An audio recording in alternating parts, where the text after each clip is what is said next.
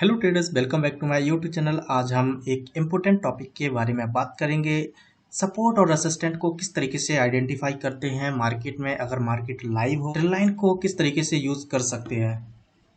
तो चलिए हम समझते हैं टीसीएस के जरिए कि हमें जब मार्केट एक अप ट्रेंड में हो तो डाउन ट्रेंड में कब आ सकता है, और जब एक डाउन ट्रेंड में है तो अप ट्रेंड में कब जा सकता है। किस तरीके का पैटर्न का फॉर्मेशन देखने को मिलता है और क्या इंडिकेशन देखने को हमें मिलता है। तो मार्केट जब यहाँ पर देखेंगे तो हमें एक रेंज देखने को मिल रही है और हम यहाँ पर यूज़ करेंगे एक ट्रेंड लाइन का। अब यहाँ पर हम ट्रेंड लाइन का यूज़ क्यों करेंगे, क्योंकि देखो हमें एक बहुत अच्छे से कंफर्मेशन मिल रहा है कि यहाँ पर भी एक रेसिस्टेंट यहाँ और यहाँ पर भी इसने रेसिस्टेंट, लेकिन इसने ब्रेकआउट किया।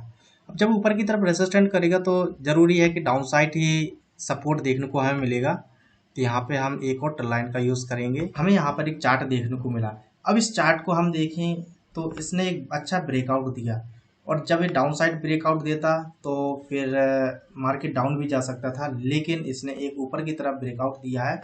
हम पहले से चार्ट पर कंफर्मेशन कुछ भी नहीं लगा सकते कि एक ऊपर की तरफ ब्रेकआउट करेगा या फिर डाउन साइड। हाँ, कुछ ऐसे चार्ट पैटर्न है जो एक बीरिश कंटिन्यूशन चार्ट पैटर्न या फिर बुलिश कंटिन्यूशन चार्ट पैटर्न, और कुछ ऐसे भी हैं कि हम कोई भी अंदाज़ा नहीं लगा सकते कि मार्केट किस साइड ब्रेकआउट देने वाला है। जैसे सिमेट्रिकल चार्ट पैटर्न, यह एक न्यूट्रल चार्ट पैटर्न कहलाते हैं, किसी भी साइड ब्रेकआउट दे सकते हैं। तो हमें यहाँ पर एक ऊपर की तरफ इसने ब्रेकआउट दिया और ब्रेकआउट एक अच्छा कंफर्मेशन था यहाँ पर। अब वो कंफर्मेशन क्यों था, क्योंकि इसने जब ब्रेकआउट किया तो एक बड़ी कैंडल थी, वो भी एक बुलिश, और उसके बाद एक और कंफर्मेशन को नेक्स्ट जो कैंडल है वो भी एक बुलिश कैंडल थी। तो ये दोनों कंफर्मेशन अच्छे हैं हमारे लिए जब एक ब्रेकआउट देता है। तो यहाँ पर एक अच्छा कंफर्मेशन है कि मार्केट एक ऊपर की तरफ मूवमेंट करेगा। उसके बाद फिर से मार्केट हमें गैप अप ओपनिंग देखने को मिली इसमें, और इसने अपना जो लो लगाया, हमें फिलहाल यहाँ एक रेजिस्टेंस का वर्क कर रहा था, यहीं पर इसने अपना लो लगाया।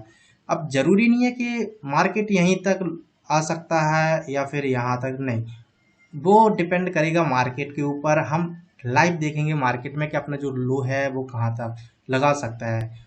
अब देखो, जब भी कोई चार्ट पैटर्न रहता है, कोई सपोर्ट या फिर रेसिस्टेंट रहता है, जब उसको ब्रेकआउट करता है तो ब्रेकआउट की रीटेस्ट करने ज़रूर आता है, लेकिन हमें यहाँ पर इस तरीके का यहाँ पर कुछ देखने को नहीं मिला रीटेस्टिंग। अब जरूरी नहीं है कि यहाँ तक आया, ये यहाँ तक भी आ सकता था, रीटेस्टिंग भी कर सकता था। फिर यहाँ से एक ऊपर की तरफ हमें मूवमेंट देखने को मिला, और इसके बाद जैसे एक ऊपर साइड गया तो फिर से मार्केट डाउन साइड आया। तो हमें यहाँ पर दो एक अच्छे से कंफर्मेशन देखने को मिला हमारे लिए, जो ट्रेंड लाइन का यूज़ करेंगे हम इसके लिए। तो हम यहाँ पर इतनी ट्रेंड लाइन का यूज़ करते हैं क्योंकि अभी हम एनालिसिस कर रहे हैं कि अभी इस साइड से मार्केट अभी कुछ भी आगे मूवमेंट नहीं हुआ, इसी में मूवमेंट इसने दिया है फिलहाल में, और इसके बाद फिर से मार्केट एक ऊपर की तरफ हमारे लिए। अब यहाँ पे क्या देखने को मिल रहा है, एक बहुत अच्छा सपोर्ट।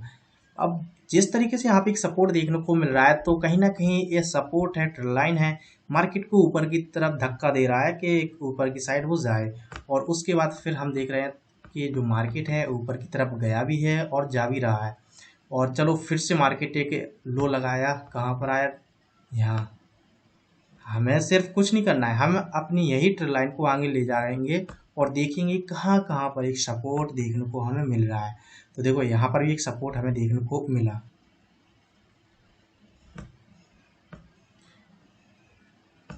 यहाँ पर भी हमें एक बहुत अच्छा सपोर्ट देखने को मिला।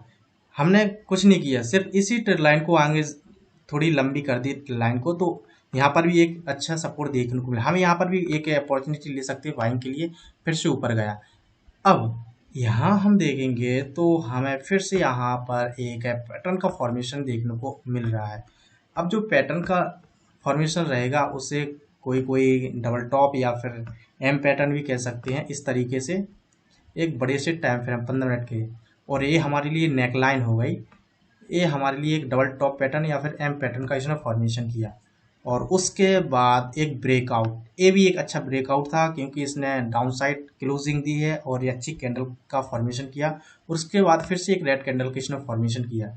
तो क्या हम यहाँ पर एंट्री कर सकते थे? हाँ, हम यहाँ पर एंट्री कर सकते थे, और हमारा जो टारगेट रहता वो रहता जो डबल टॉप पैटर्न है और नेक लाइन के बीच में जो है गैप, इसने बीच में एक हमारा जो टारगेट देखने को मिलता, इसने देखो ब्रेकआउट किया, 40 के आसपास हमारा टारगेट था, तो लगभग हमें यहाँ पर 45 पॉइंट के आसपास हमारा टारगेट अचीव देखने को मिला।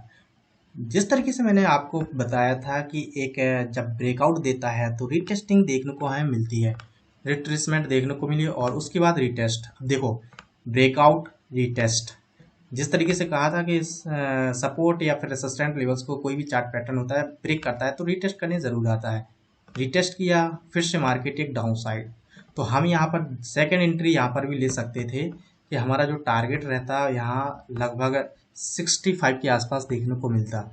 अब देखो ज़रूरी नहीं है कि यहाँ हमें रिटेस्टिंग देखने को मिलती, हम यहाँ से एक ऊपर से भी ट्रेंड लाइन का यूज़ कर सकते थे जो हमारे लिए एक रेसिस्टेंट कवर करती, तो हमारे लिए यहाँ पर भी एक अच्छा रेसिस्टेंट और यहाँ पर भी एक रेसिस्टेंट, और यहाँ था जो पैटर्न का इसने फॉर्मेशन किया था वो था एक बीरिश फ्लैग चार्ट पैटर्न, जो हमें एक बीरिश मार्केट को दर्शाता है कि मार्केट में अभी गिरावट है।